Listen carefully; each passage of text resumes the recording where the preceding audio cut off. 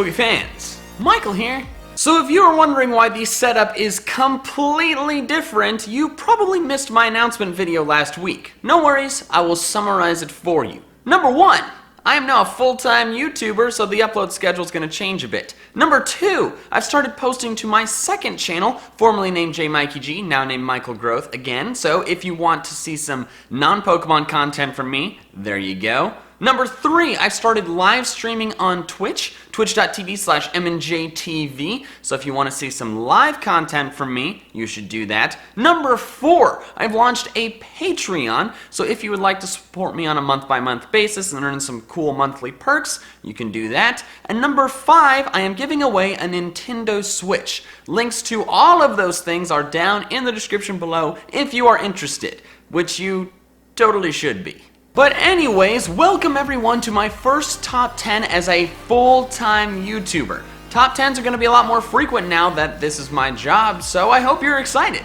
I definitely am. And since this is my first top 10 of the full-time YouTuber life, I thought it would be fitting for it to be the start of a brand new top 10 mini-series I'm going to be doing, where I count down my top 10 favorite Pokemon from every generation, starting with the original 151 of Kanto.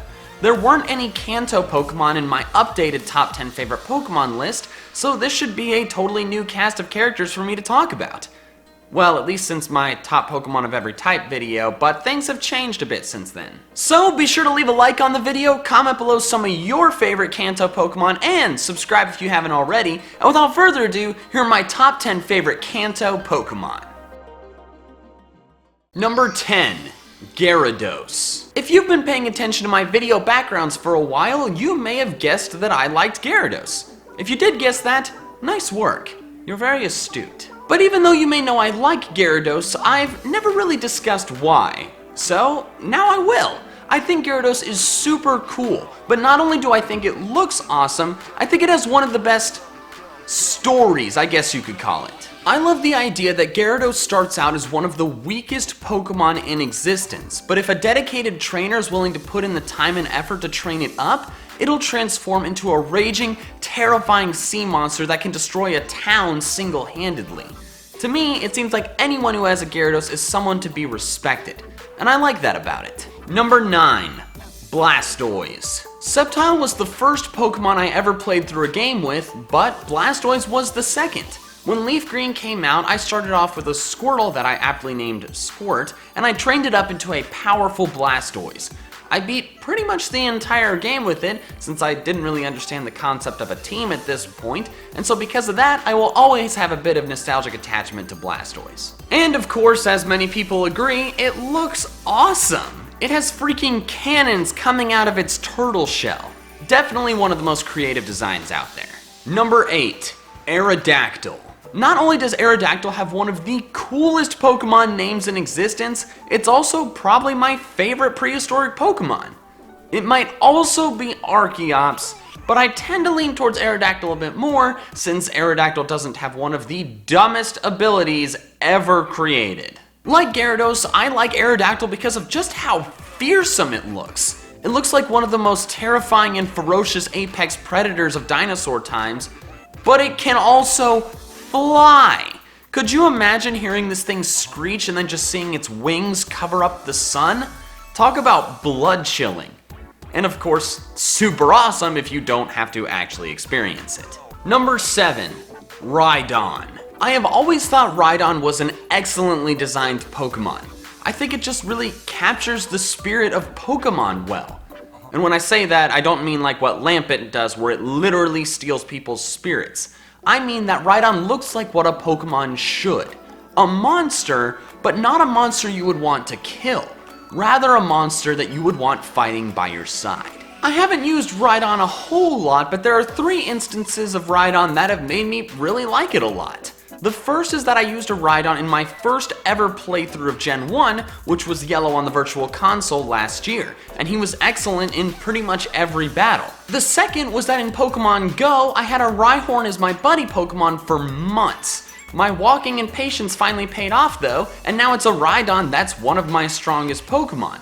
And the third was that I found a shiny Rideon all the way back in Gen 4 using the Poke Radar, that I still have, by the way. Rideon is just a really awesome Pokemon, and I think the fact that it was the first Pokemon ever designed was an excellent omen for the rest of the franchise. Number 6.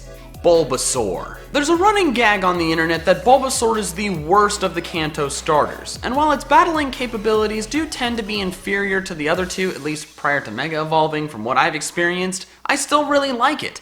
I think Bulbasaur is super cute and really well designed, and I love how it shoots its solar beam from the bulb on its back. That's super creative. I also admittedly have grown more attached to Bulbasaur because of my Pokemon Talk series. I think the series is a pretty big hit and really fun for me to make, and bringing the perpetually annoyed but good-hearted character of Bulbasaur to life is something I thoroughly enjoy doing. Number 5. Scyther! Sorry, I couldn't resist doing that. There are only a couple bug-type Pokemon that I really like, and Scyther is definitely one of them. I think a big contributor to my liking of it over most other bug Pokemon is the fact that its face looks reptilian, and as I've discussed before on this channel, I like reptilian Pokemon a lot. And similarly to other Pokemon on this list, Scyther looks totally fierce. Its body gives the impression that it was designed solely for combat, and having its arms end in giant blades is such a cool design decision. They may not be very useful for anything except combat, but that doesn't change the fact that it looks awesome. Also, it was super cool in Pokemon Origins. Number 4. Nieto King. I feel similarly towards Nieto King as I do toward Rideon. I think it is an excellent example of Pokemon design. Turning a normally small and feeble creature like the mouse into a spiky, ripped monster is just the perfect example of Pokemon evolution. And it just looks freaking awesome! And its cry is epic. I've never played through a game with Nieto King before, mainly because its evolutionary lines level up learn set is hot garbage. But that doesn't change the fact that when I see someone with a Nieto King on their team, I gain quite a bit of respect for them, including the Twitch Plays Pokemon squad. King Fawn's so cool. Number 3. Charizard. Charizard is my favorite Final Evolved Kanto starter and was actually once a member of my top 10 favorite Pokemon. I think its design is simple yet fitting, and I love that you can fly around Alola with it. Ash's was also super entertaining in the anime. Charizard wasn't always at the top though, since my affinity for Blastoise overshadowed Charizard for quite some time.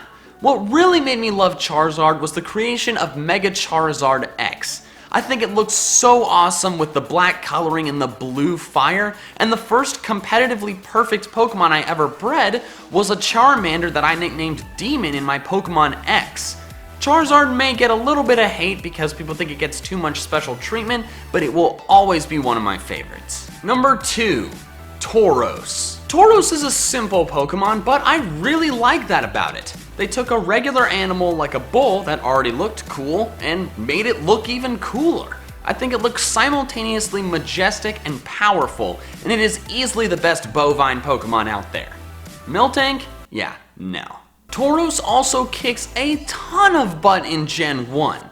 Because in Gen 1 critical hits were determined based on speed, Taurus's high base speed makes it so it has slightly over a 20% chance to critical hit every time it attacks.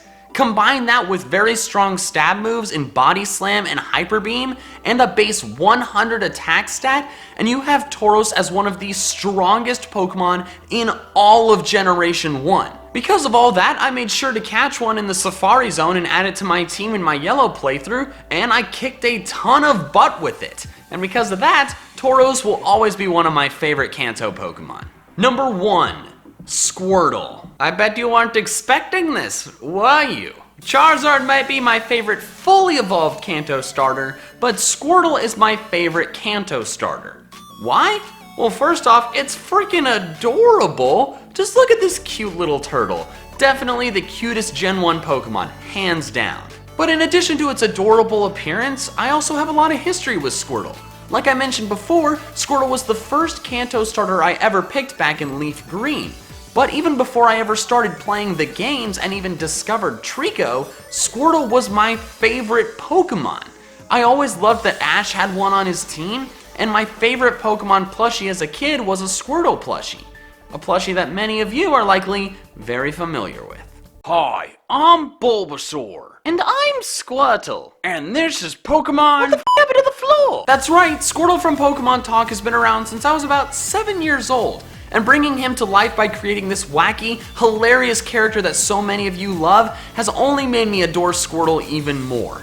Blastoise may not be my favorite fully evolved Kanto starter, but Squirtle is second only to Trico when it comes to what you start with. Because for me, Squirtle is a big reason that my love for Pokemon started in the first place.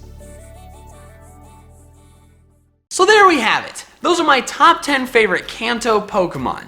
I'm looking forward to making videos on the other regions as well, since this is a fun way for me to get to discuss some Pokemon I like that I normally don't get to talk about that much. What did you think of this video?